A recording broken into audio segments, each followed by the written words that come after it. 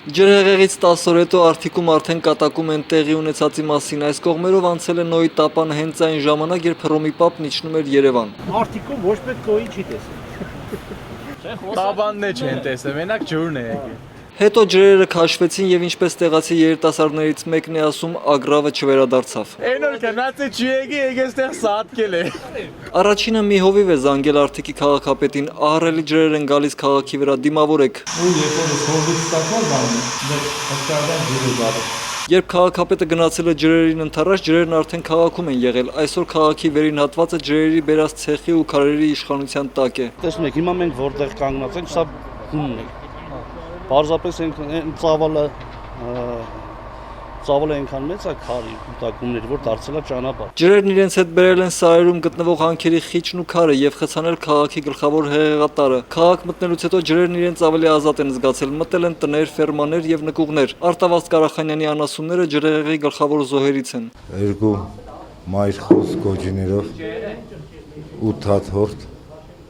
1200 թև ջուտ 68 հատ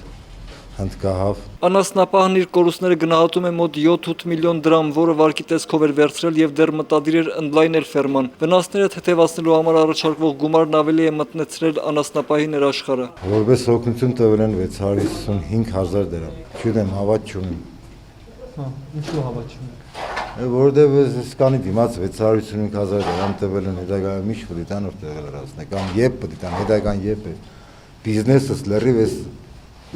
մի տարին խափանված չկա։ Այս տղաները հայ առաքելական եկեղեցու Արթիկի թեմի եկեղեցասիրած երիտասարդներն են, գրեթե առաջին օրից օգնում են տուժածներին։ Այսօր Արտավազդի ֆերման ջրհեղեղի տիղմից մաքրելու օրն է։ Այսօր Արթիկի